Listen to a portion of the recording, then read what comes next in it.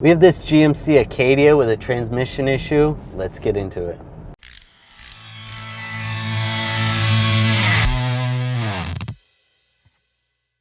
If you enjoy this video, make sure you subscribe to our channel, ring that bell, and turn on all notifications so you don't miss any of our videos. With the engine running and it up to operating temperature, we want to check the transmission fluid level. The dipstick is right here. It's where the fill cap is. So we'll just take that out. You want to check it, wipe it off. You can tell a lot by the fluid. One, by the color of the fluid, and then also by the smell of the fluid. So wipe it off, put it back in, pull it out again, and see if it's within those hash marks. So if the fluid smells burnt, then that's an indication that something has burned up in the transmission, and you're gonna need to pull the transmission out and see what went wrong. Just draining and filling the fluid isn't gonna fix your problem. There's obviously a major internal failed component. But top off the fluid,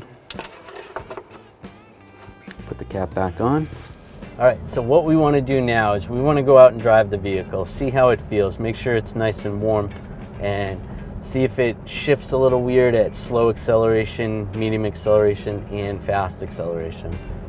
We do feel a little bit of a bump around third gear, and that might be normal. We'll drive it around a little bit more just to see what we see, and see how it downshifts as well. If it downshifts funny, if something feels weird, then it might be something to look into. All right, there's first gear. There's second gear. That felt pretty good. Whoa, that was third gear. That didn't feel so good. And fourth gear. Fourth gear is smooth.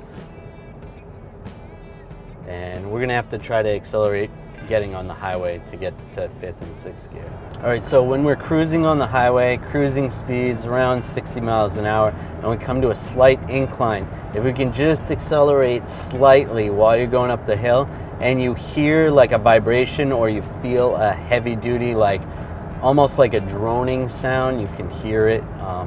That's the torque converter clutch slipping, and at that time you're gonna need a torque converter. So these are the codes that we have in this vehicle. There's transmission fluid pressure codes.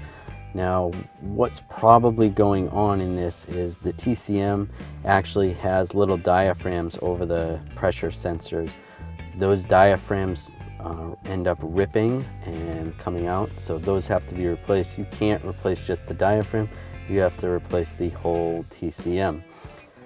Which, based on the mileage on this vehicle, it's got 118,000 miles, and the fact that when we were driving it, third gear felt a little funny.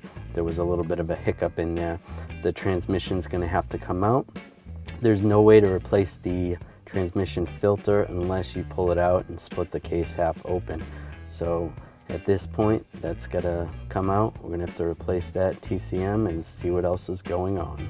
Thanks for watching. Visit 1aauto.com, your place for DIY auto repairs, for great parts, great service, and more content.